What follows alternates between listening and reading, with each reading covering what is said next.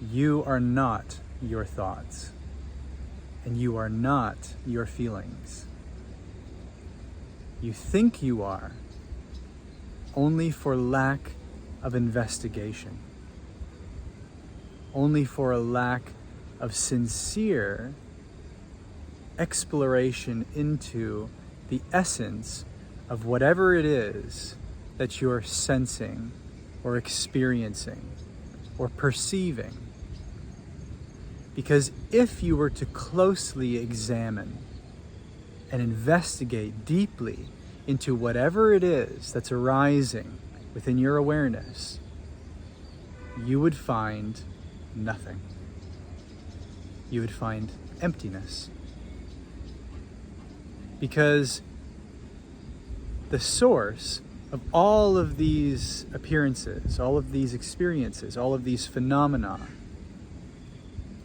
the mental activity, the emotional experience, even the physical sensations, are all arising within consciousness. And they are made of consciousness.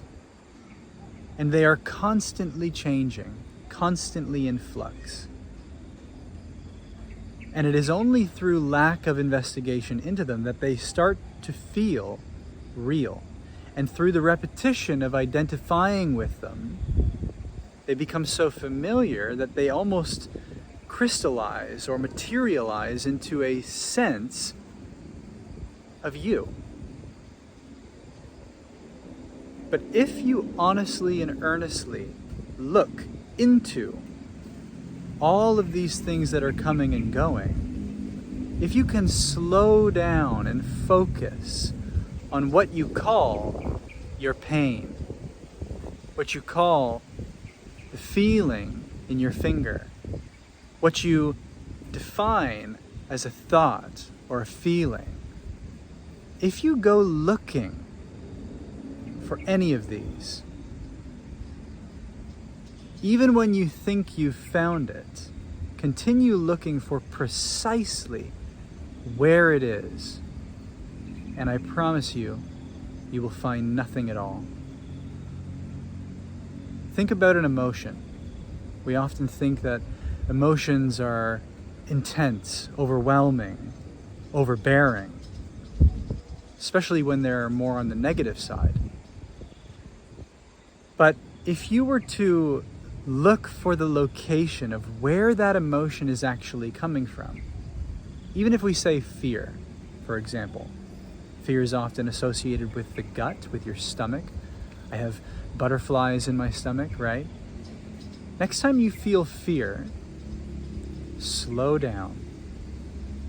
Bring your awareness to the location that you feel the fear resides in.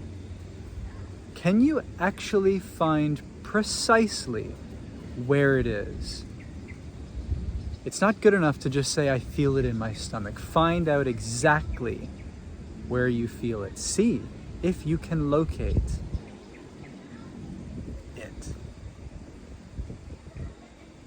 And first of all, you will not find it. But second of all, the process of investigating,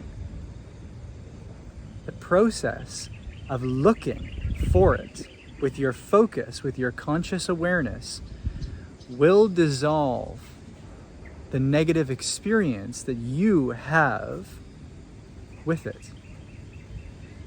It will undermine the resistance to it, and it will subside any feeling that you need it to go away, that you can't bear it. You see, it is only because you are not investigating, and that maybe you are even afraid to feel it, to investigate it, to find its source, that it has such control over you.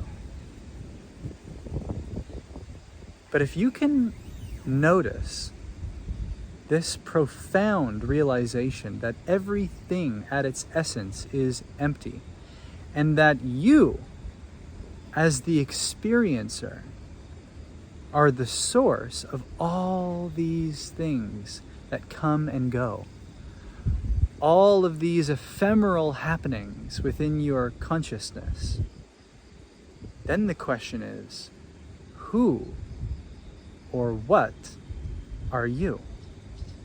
And if you can ask yourself sincerely that question without expectation and without limiting it to any possible answer that arises, it will start to dawn on you that you too are emptiness.